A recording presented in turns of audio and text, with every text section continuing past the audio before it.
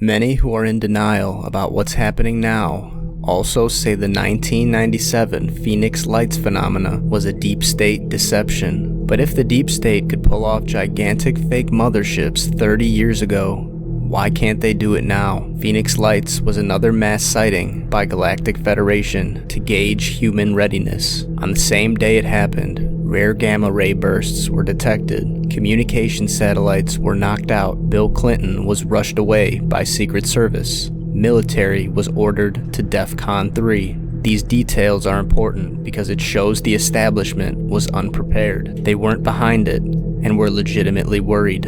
It was planned to coincide with the passing of Comet Hale-Bopp because many people would be looking at the sky.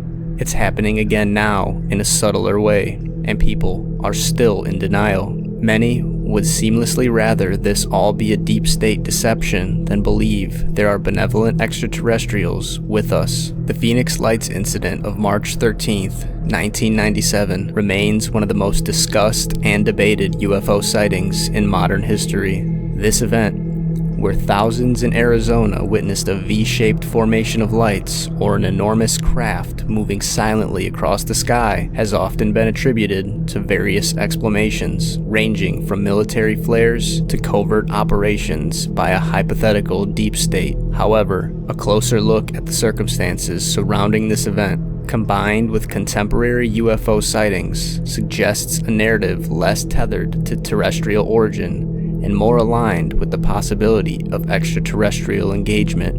On the night in question, the skies over Phoenix were illuminated by what many described as a massive, silent craft, or a series of lights extending over several miles. The official explanation provided by the US military was that these were flares dropped by an A-10 aircraft during a training session at the Barry M. Goldwater Air Force Range. However, this explanation has been widely contested by eyewitness accounts and subsequent analysis. The lights were not only seen in Phoenix, but reported across a significant swath of Arizona, suggesting an event of considerable magnitude. Eyewitnesses, including seasoned pilots and credible professionals, reported seeing a solid object or formation that blocked stars as it moved, which flares alone could not account for. Furthermore, the lights maintained perfect formation, a characteristic not consistent with the behavior of flares,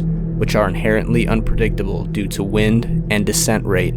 The day of the Phoenix Lights was marked by several unusual occurrences, which lend credit to the idea that this was not a simple military exercise. There were reports of rare gamma ray bursts detected, which, while not conclusively linked to the lights, suggests an unusual comic event around the same time. Communication satellites reportedly experienced outages or disruptions, which could indicate interference from an unknown source, perhaps the same one responsible for the lights. President Bill Clinton was rushed away by the Secret Service, hinting at an unexpected event or significant concern. This suggests that whatever was happening was not anticipated by the establishment. The US military was ordered to DEFCON 3, an alert status rarely invoked outside of known international crises, indicating a possible threat or at least a significant anomaly was perceived. These events suggest that the Phoenix Lights were not part of a planned military exercise, but rather an event for which the government was unprepared. Some modern interpretations propose that the Phoenix Lights were part of a deliberate display by what is referred to as the Galactic Federation, an extraterrestrial organization purportedly overseeing human development and readiness for broader cosmic interaction. This theory insists that these sightings were orchestrated to gauge humanity's reaction to undeniable evidence of non-human intelligence. The timing of the event coinciding with the passage of Comet Hale-Bopp, which had captured public attention, provided a perfect backdrop for maximum visibility and impact. This comet's presence meant more people were looking in the sky, potentially increasing the number of witnesses to an extraordinary event. Today, similar unexplained aerial phenomena continue to be reported, often with less fanfare, but no less mystery. The public's reaction, has observed through various platforms, including social media, often oscillates between skepticism and a desire to attribute these sightings to human-made technology or deep state machines rather than consider extraterrestrial origins. This stems from a combination of factors: fear of the unknown, a cultural narrative that often mocks or dismisses UFO claims, and perhaps a reluctance to accept that we share our cosmic neighborhood with advanced civilizations. The Phoenix Lights of 1997 remain a compelling case for those advocating for the reality of extraterrestrial visitation. The event scale, the official responses, and the timing suggests not a deception by a secretive government faction, but rather an external demonstration, possibly by entities like the theorized Galactic Federation, to awaken or test human consciousness and readiness for broader cosmic interactions. As we observe similar patterns in modern times, it becomes imperative to approach these phenomena with an open, analytical mind, free from the biases of denial or unwarranted skepticism. Whether these sightings are indeed from extraterrestrial origins or something else entirely, the Phoenix Lights and similar incidents challenge our understanding of the universe and our place within it, urging us to look beyond the immediate and the unknown. My name is Tim Lee. This is my wife Bobby and my son Hal. Back in March 13th of 1997, we were witnesses to seeing a UFO, an actual craft, fly directly over a house. Just to give you a little background as how we got to see it, Hal and I had been coming back from visiting some friends, and normally we tried to eat dinner by 8 o'clock. We were running a little late, pulled into the driveway, which we were heading west. Hal was sitting in the front, and as I came around to the side of the door, he looked out the side window and he saw up in the direction of Prescott 5 distinct lights that it actually looked like they were on top of a balloon. As we were looking at them, I said, well, what is that? Is that a balloon with lights on it? Why would they have lights on a balloon like that? And, you know, the lights were so clear and distinct, and they were very close together. But as we watched them, then we could see that whatever this was coming towards us, because the lights, the distance between the lights started getting greater and greater. At that point, he ran in the house and got my wife Bobby to come out and take a look and see what was going on. So when Bobby came out, we're standing there watching. My grandson, who's older than Hal, he was also there. And we watched these lights. I'd say the time it took from when we first spotted them until this thing actually went over 12 minutes. And this thing never wavered once. It always came directly straight at us. After a few minutes, maybe 6 or 8 minutes, I'm not sure, all of a sudden, instead of being 5 lights in a round arc shape, that lead light seemed to come out in front, and now it looked like a V formation flying towards us. I remember talking with Bobby as we were watching it. We were saying, what could that possibly be? And I said, well, maybe it's a formation of helicopters. And, you know, then I'm looking at the lights, and as they're getting further and further apart, the relationship between the lights never changed. They got further apart, but the individual distance between the lights always remained, so to speak, in the same relationship. They were perfectly even. They didn't move up or down. And I was saying, wow, if this is a formation of aircraft, who's ever flying this, I don't know how they're staying so tight in formation. So as it got closer and closer and the lights were further and further apart, I began to think, well, maybe this is, you know, some kind of object, and that it had to be pretty big. When it was about just a couple miles away, we're watching it, all of a sudden, I caught the image of what it was. I could see its outline. It was almost the same exact color of the sky, but because it was passing over stars, the stars were being blocked out and then come back after it passed. And it looked like an actual very geometric Carpenter's square, like an equilateral triangle without the bottom. And in each arm were 2 lights evenly spaced, and in the very tip was one single light. And these lights were perfectly round and perfectly white light. The tip of this thing was like sharp as a tack, and the two tail ends were squared off perfectly. As it came closer and closer, we realized that it was coming straight at us. It was going to come right over us. And for some reason, I don't know how it happened, but it seemed to have dropped down in altitude. And now it was literally coming down the street. And the kids, as they saw it, they started jumping up and down because it was going very, very slow. And it looked like, hey, this thing is going to come over us and stop. And every jump they took, when they landed, they were one jump closer to running in the house. And I'm standing there now. I walked over in front of, right on the edge of the street, looking up at this thing go by, and I'm looking at the outer edge of this wing, and I could see way, way down the block, 600 feet away. I couldn't actually see the tail. I saw the third light. And it's going by. The outer edge of this thing was so perfectly straight, dark, almost the same color as the sky, but you could see the stars, and then you couldn't see the stars. And as it's going by, it wasn't fluttering at all. It was so smooth, it almost looked like a computerized graphic. The kids out in the middle of the street said, hey, look up inside, in between the two arms. And looking at the stars inside, they looked like some kind of distortion, not a heat distortion. It just did not look as clear as the stars on the outside. He's actually out in the street running after this thing. That's how slow it was going. The kids thought it was going about 10 or 15 miles an hour. And this last light came down, and Bobby and I were just standing there, and it went right over us, and it looked like this big circular hole of pure white light. It looked like beyond fluorescent, almost like little particles of light, and the light was stuck up inside. It was almost like it was being held inside. There was no glass on it, and there was no light that I noticed around us on the ground, but it was really, really, really bright.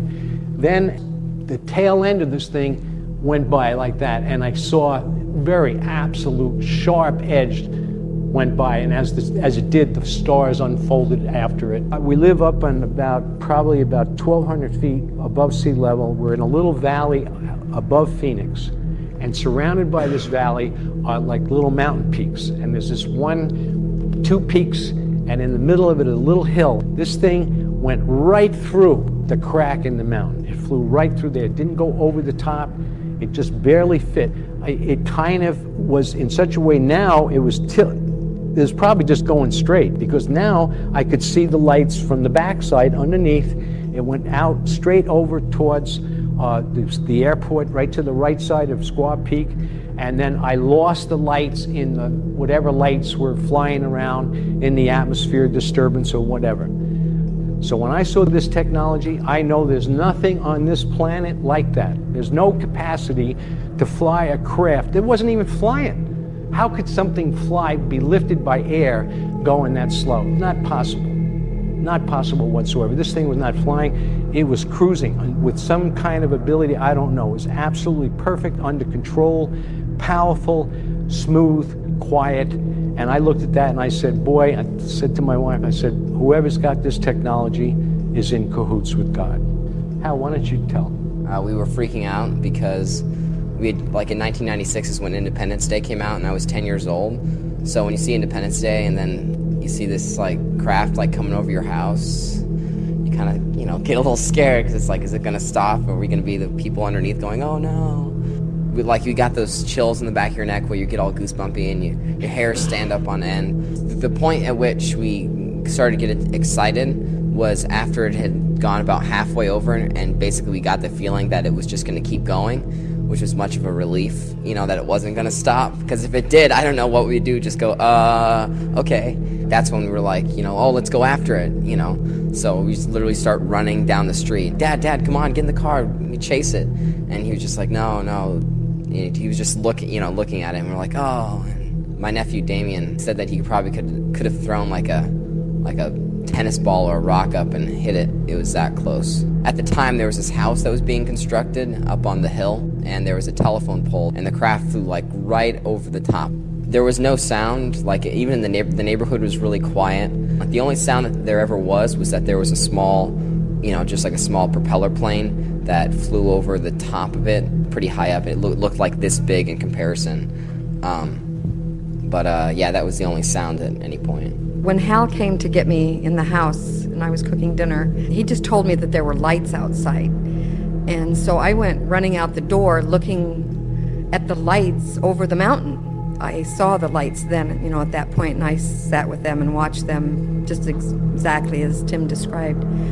When it was coming up towards us, and it seemed like it was very high, and I could see it just as clear as a bell, that it was shaped, what I said at the time was like a carpenter square. It looked like a flying carpenter square.